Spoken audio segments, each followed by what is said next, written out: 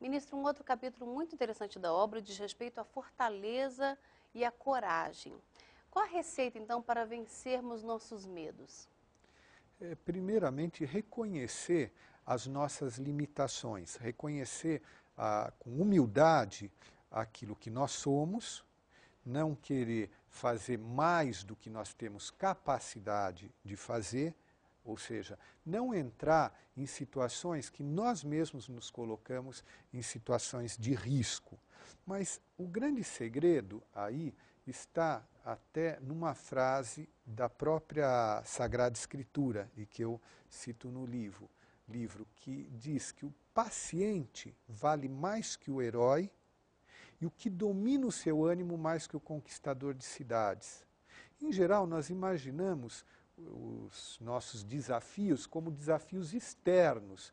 Eu tenho que vencer uma situação de exploração, eu tenho que vencer uma situação ruim no meu ambiente de trabalho ou na sociedade, mas enquanto nós não estivermos dispostos a mudarmos a nós mesmos, a vencermos o orgulhoso, o sensual, o preguiçoso que temos dentro de nós, o injusto que temos dentro de nós, nós não conseguimos vencer nem o receio da situação externa, nem a própria situação externa.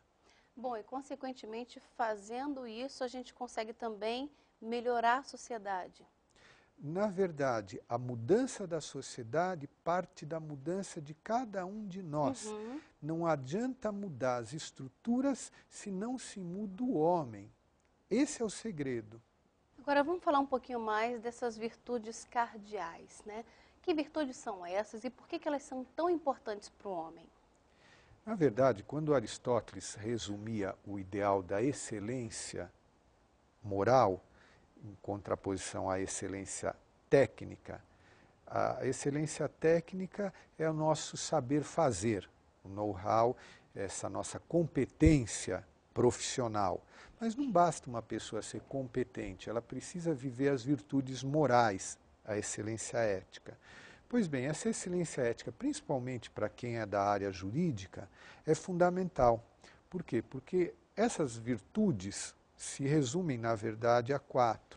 Prudência, justiça, fortaleza e temperança. Uma leitura moderna da obra de Aristóteles é feita, por exemplo, por John Rawls. Ele tem um livro que se chama Uma Teoria da Justiça.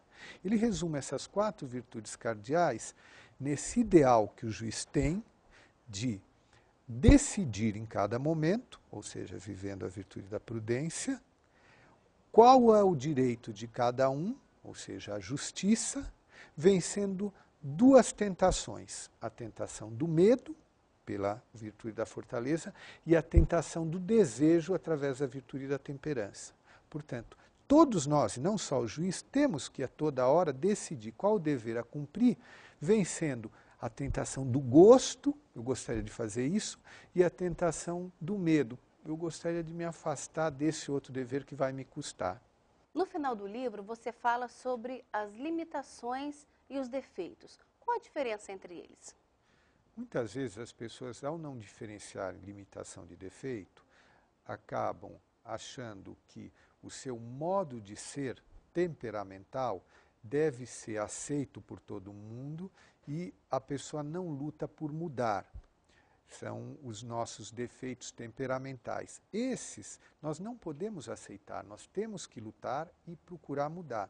Agora, as nossas limitações, a nossa constituição física, o nosso QI, a nossa capacidade de trabalho, isso é um dado que nós temos que aceitar. E, em geral, as pessoas não aceitam as próprias limitações e aceitam e compactuam com os defeitos.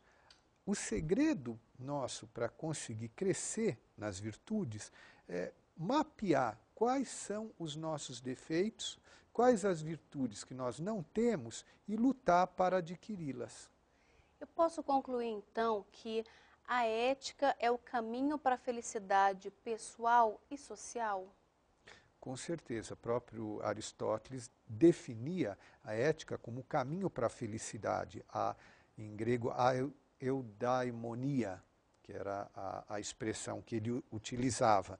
Pois bem, um dos capítulos eu procuro tratar nesse livro se chama o princípio da felicidade condicional.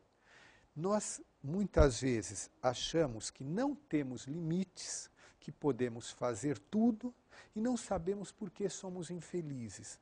E Chesterton, que é um dos vários autores que eu cito, além de Tolkien, Chesterton, Lewis, Saint-Exupéry, Patrick O'Brian, procuro pegar vários autores da literatura antiga e moderna de ficção, mostrando que o segredo da felicidade está na aceitação das nossas limitações. Que muitas vezes esses limites que a lei moral coloca não são algo para nos privar da alegria, mas algo que nos protege e nos aponta para o caminho da felicidade. Ministro, muito obrigada pela sua presença e parabéns pela obra. Obrigado para você também.